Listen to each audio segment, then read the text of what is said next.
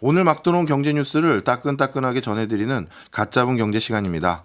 오늘은 연합인포맥스의 정지석 기자, 머니투데이 방송의 김주영 기자 두 분과 함께합니다. 어서 오세요. 안녕하세요. 안녕하세요. 예, 정지석 기자님. 네. 요즘 밸류업 프로그램인가 이것 때문에 그런 건지 모르겠습니다만 국민연금 얘기가 계속 나오네요. 네, 요즘에 뭐 김태현 국민연금 이사장이 말씀을 많이 하세요. 예. 며칠 전에 이제 그제도 포스코를 향해서 묵직한 견제구를 하나 또 던지셨는데 아마 뭐 밸류업도 그렇고 또 이달부터 이제 본격적으로 기업들의 주총 시즌이 시작되다 보니까 캐스팅 보트 권한을 많이 쥐고 있는 국민연금의 어떤 주주 활동에 시장에 관심이 많이 가는 게 사실입니다. 그렇군요. 그러면 포스코에 던진 견제구부터 얘기 들어볼까요? 네, 그제였어요. 김태현 이사장이 포스코 그룹의 지주사, 그러니까 포스코 홀딩스의 사회이사의 독립성에 대해서 문제 제기를 했습니다.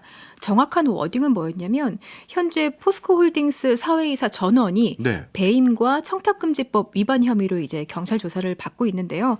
이런 논란이 있는 이사진의 재임 기간 활동이 과연 독립적이었을까 의구심이 든다.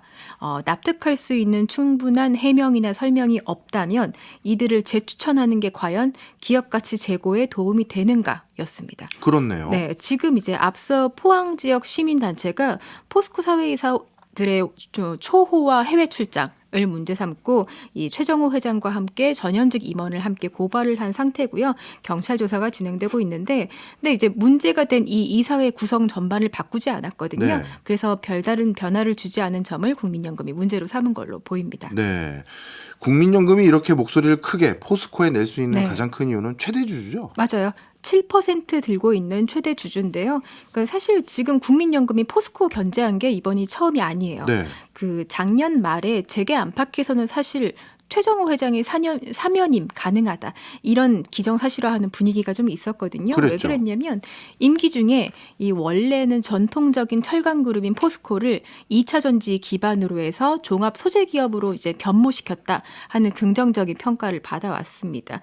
그래서 이때 근데 국민연금이 제동을 걸었어요. 네. 차기 회장을 선출할 때 공정하고 투명하게 모든 걸 다 공개해라. 그리고 기업의 가치를 제고하고자 외부인과 내부인을 이제 동등하게 표를 받을 수 있도록 공개해라. 공평하게 기회를 줘라 한 거죠. 예. 근데 이러한 문제 제기에 대해서 실은 재계에서는 어떻게 해석했냐면 현 최정호 회장 체제에 대해서 사실상 비토를 놓은 거다라고 해석을 했습니다. 결국에 뭐 최정호 회장은 아시다시피 3년임 도전이 무산됐고요.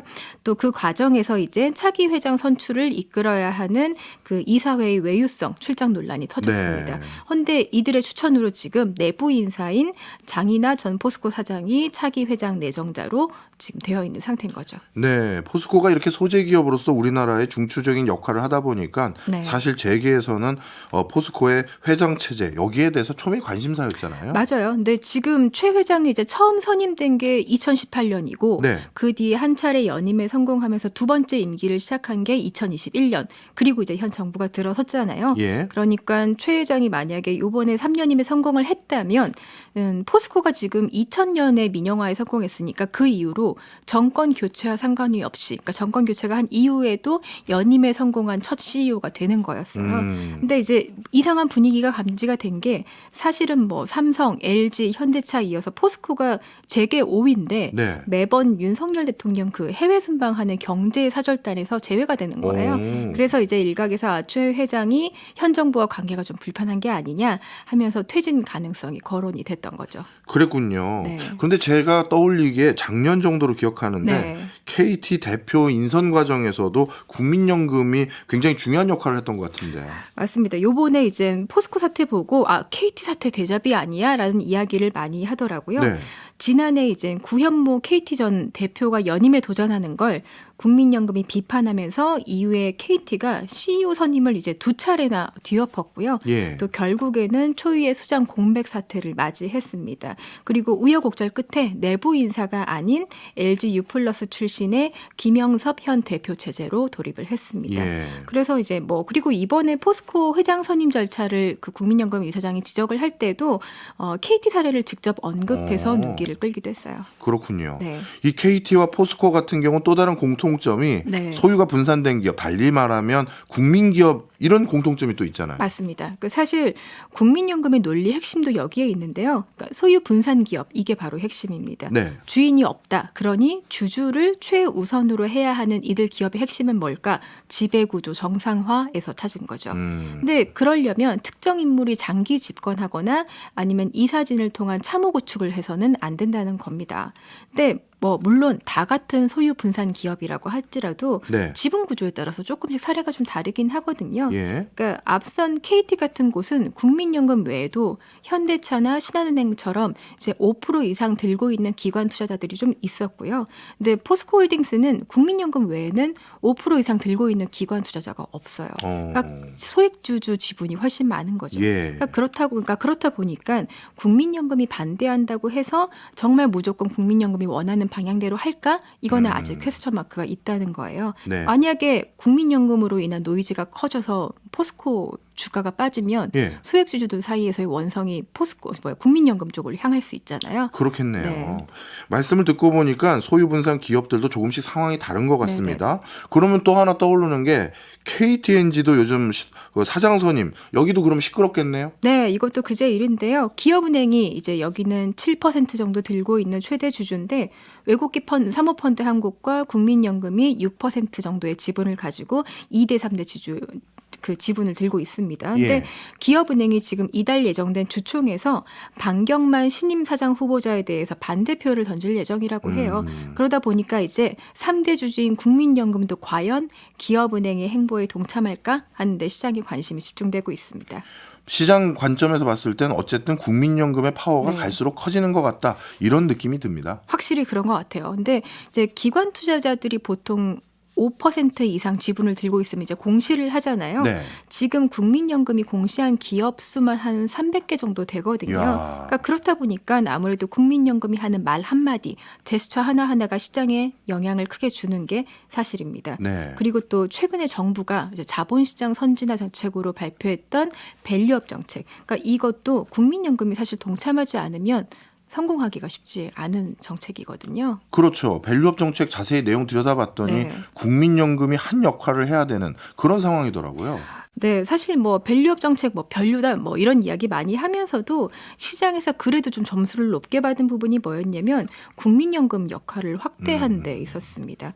우선 그 밸류업 정책을 좀 보면 기관 투자자가 기업의 성과를 스튜어드십 코드에 반영하도록 해놨어요. 네. 근데 이게 뭐냐? 기관 투자자들이 자신들이 투자한 회사의 중장기적인 가치를 직접 평가하도록 한 거거든요. 그러니까 그렇다 보니까 국민연금 같은 기관이 하는 기업에 대한 평가 이거 네. 하나하나가 너무 시장에 미치는 영향이 클 수밖에 없는 거고요. 예. 또 이제 지금 국민연금이 한국거래소랑 같이 상장지수 펀드, 그러니까 ETFS일 그 벤치마크가 될 지수를 개발하는데 함께 하고 있어요. 예. 근데 이 사실 밸류업 벤치마킹 된 게 이제 일본이었는데 네. 일본 같은 경우도 GPIF, 그러니까 일본 공적연금 없이는 성공하기가 굉장히 어려웠던 곳이었습니다.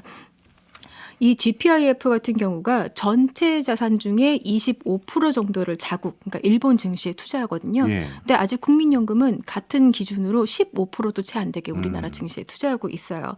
그러니까 여기에 지금 GPIF는 사실 세계에서 가장 큰 연기금이죠. 예. 그러다 보니까 GPIF가 투자한다 그러면 일본뿐만이 아니라 글로벌 시장에서도 이슈가 될 수밖에 없는 거고요. 그래서 일본 증시가 지금처럼 많이 오를 수 있었던 거고요. 네. 또 GPI 내부의 운용 지침이 이제 큰손 투자자들한테 하나의 모범 기준처럼 여겨지고 있다고 합니다. 네. 근데 그럼 국민연금이 빠지나 그렇지 않거든요. 국민연금 지금 이제 천조 자산 시대를 열었잖아요. 네. 그래서 지금 GPIF 그리고 노르웨이 국부펀드에 이어서 세계 3위 연기금으로 발돋움을 했습니다. 야. 지금 보니까 시장에서 국민연금이 밸류업 종목에 투자할 거다라고 그러니까 추산하고 있는 자산 규모가 11조 원 정도는 되더라고요. 네. 그러다 보니까 이제 아무래도 국민연금을 보는 시장의 기대가 더 클 수밖에 없는 것 같아요. 말씀을 종합해 보니까 국민연금이 지금 가지고 있는 지분도 상당하고 네. 정부의 정책 기조도 국민연금에 기대는 바가 크고 네. 그리고 앞으로의 추세도 만만치 않을 것 같은데요.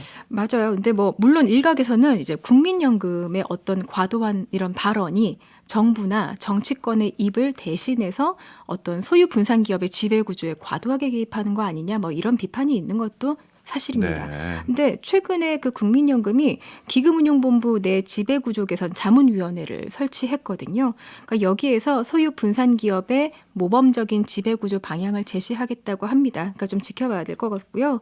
그 얼마 전에 외국의 한 행동주의 펀드가 윤석열 대통령한테 편지를 보냈다고 해요. 그래요? 네, 근데 무슨 내용인가 봤더니 밸류업 정책이 성공하려면 이 소유 분산 기업의 지배 구조가 정상화돼야 한다. 이 내용이 골자였다고 합니다. 네. 그러니까 뭐 이것처럼 지배 구조 선진화를 위한 다방면의 노력이 이어지고 있으니까요. 앞으로 국민연금이 어떤 역할을 할지 좀 더 지켜봐야 될 것 같습니다. 잘 알겠습니다.